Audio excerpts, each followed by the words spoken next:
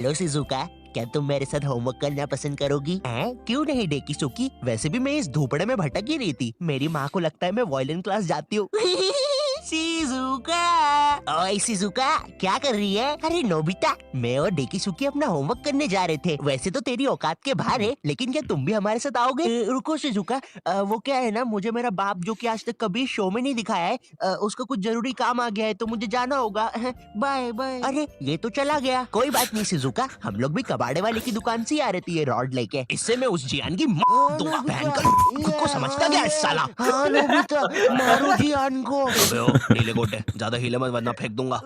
Nobita, मैंने तुम्हें बोला ना ये मीचन ने कोई दूसरा बिल्ला है। चुप रहे यार, डोरेमोन, सारी बिल्लियां एक ही होती है। और शिजुका, आओ चलो मेरे घर चलते हैं। हम लोग फ्यूचर में जाके अपना फ्यूचर बर्बाद होते हुए देखेंगे। अरे वाह नोबिता, उसमें तो बड़ा मजा आएगा। मैंने कुछ शिजुका दिन भर कुकीज खाते रहती है, इतना मैदा खाएगी तो जियान की बहन जेको बन जाएगी। और मीचन जरा डोरेमोन का ध्यान रखना, वो गोदी में बैठते से ही मुंह देता है। नोबिता इतनी बार बोलूं और मैं डोरेमोन नोबिता। तो अब हमारी संगति राजू को लगने वाली थी, तो पढ़ाई तो अब घंटा होनी नहीं थी। मुझे याद है हम लोग ना 9:30 बजे पढ़ने बैठे थे। 9:52 पे राजू खुद कॉपी बंद करता है और बोलता है, हो गया, अब जो होगा देखा जाएगा। ये सुन के मुझे ऐसा लगा कि भाई बंटी और मेरे में से ना कुछ ना पढ़ने वाली रेडिएशंस निकलती है। हमारी भंड शक्ति इतनी ज्यादा है कि हमारे साथ कोई पढ़ ही नहीं सकता। हम दोनों ने भी हाँ में हाँ मिला दी थी, क्योंकि हम तो थे ही भंड। हमको तो ना पढ़ने का बस बहाना ही चाहिए था। अब ना हमारे पास पूरी रात पड़ी हुई थी, तो राजू बोला चलो टीवी पे भूत के सीरियल्स देखते हैं। हमने भी कह दी ठीक है, लेकिन राजू के यहाँ ना डिश टीवी लगी हुई थी, D2H। जितना बुरा ये नाम है ना, उससे भी ज्यादा बुरे इस पे चैनल्स चलते थे। और रात में 9-10 के बाद तो सारे चैनल्स पे बस एक ही चीज आ रही होती थी, नापतोल। जिन लोगों को नहीं पता नापतोल क्या है, ये एक ऐसा भैरन बाजार है जहाँ पर जो चीजें मिल रही होती है वो किसी को नहीं चाहिए, लेकिन उन चीजों के साथ जो फ्री में मिल रहा होता है वो सबको चाहिए। आज हम आपके अरे तो हर्षित, तेरे को भी तो नापतोल से ही खरीदा था ना? Yes, oh my God. अब हंस। है ये बाबा जी का चूरन। अरे लेकिन मुझे चूरन नहीं चाहिए। और इस चूरन के साथ आपको मिलेगा ये हेयर ड्रायर बिल्कुल मुफ्त, अरे लेकिन मुझे वो हेयर ड्रायर चाहिए, मात्र 6,500 रुपए में। अरे लेकिन ये थोड़ा महंगा सौदा नहीं है? लेकिन यार ड्रायर का तो कोई पैसा ही नहीं है, वो तो मुफ्त में मिल रहा है।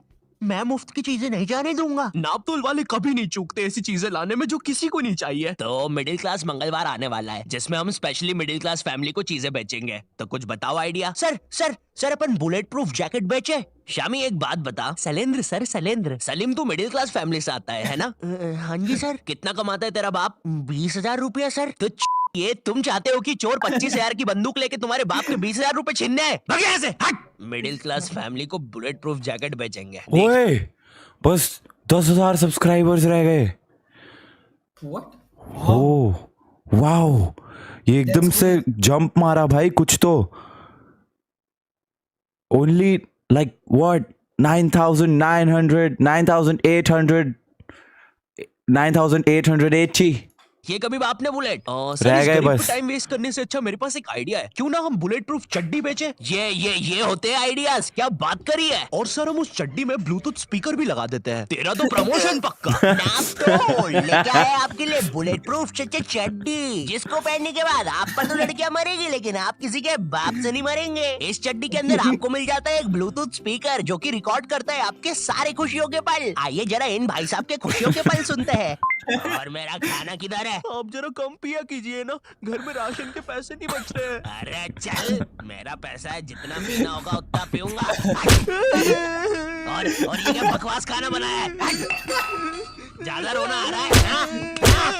पापा, आप मम्मी को ऐसे नहीं मार सकते। अरे चल लेंडी, उल्टे हाथ का सपेटा मारूंगा ना। I hate you, I hate you। ज्यादा समझ में आ रही है, रुक अभी।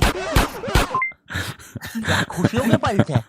भगवान ऐसी खुशी सभी को दे। और अभी खरीदने पर आपको इसके साथ ये जूस मेकर भी मिलेगा, बिल्कुल मुफ्त। अब हम टीवी पर तो कुछ देख नहीं पा रहे थे, तो हमने सोचा चलो भूत की बातें करते हैं। तो उस टाइम ना एक हॉरर शो आता था, विकराल और घबराहट। Oh, star yes. उत्सव पे। उस टाइम ना पूरा टीवी एक तरफ और स्टार उत्सव एक तरफ। स्टार उत्सव ना बाकी चैनल से 356 एपिसोड पीछे चलता था। वो मुझे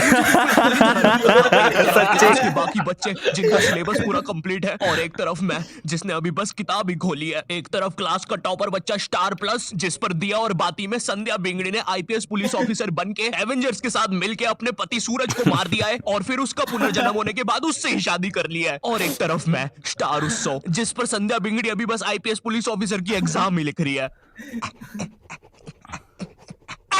मैंने देख लिया तुम्हें, तुम चीटिंग कर रही हो।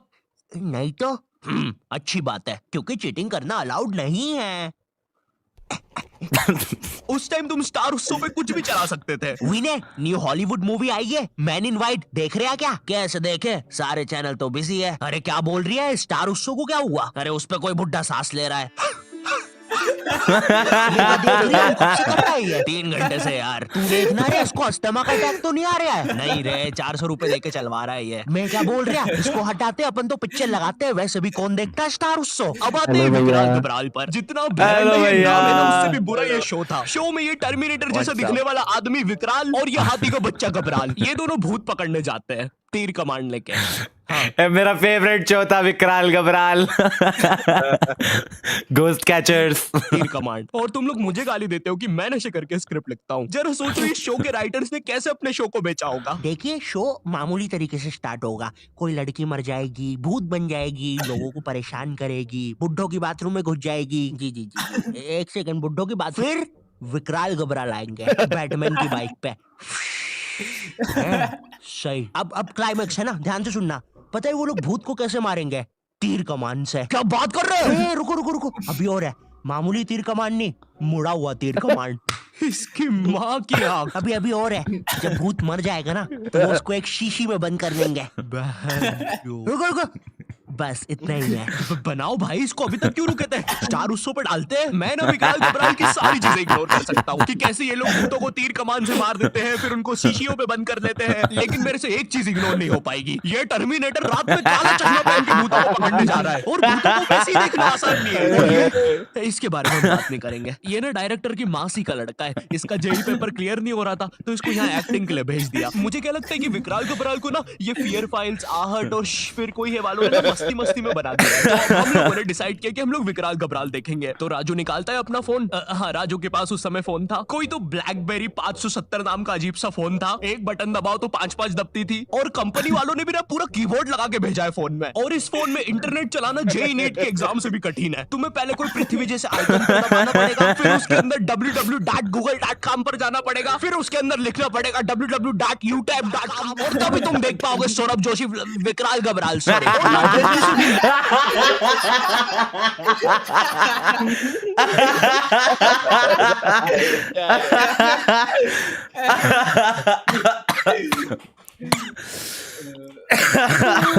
मोबाइल बैलेंस पर इंटरनेट मत खोल देना, वरना तुम्हारा पूरा खानदान रोड पे आ जाएगा। क्योंकि इन बटन वाले फोन्स में ना सोने के भाव पे इंटरनेट चलता है। 1 MB 1000 रुपया। मैं भी किनको बता रहा हूँ, तुमने भी अपने माँ बाप के बटन वाले फोन में कभी ना कभी तो बैलेंस उड़ाया ही होगा। हेलो हेलो, ए बच्चे, अपनी मोबाइल कॉलर ट्यून को चल छैया छैया करने के लिए एक दबाए।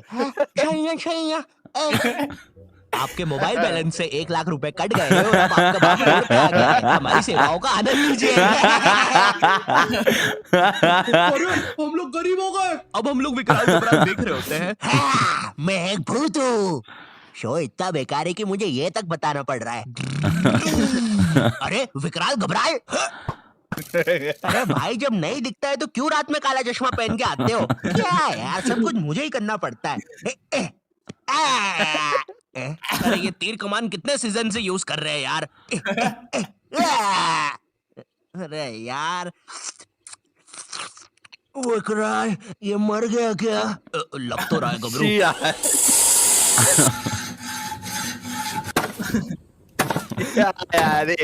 हो गया।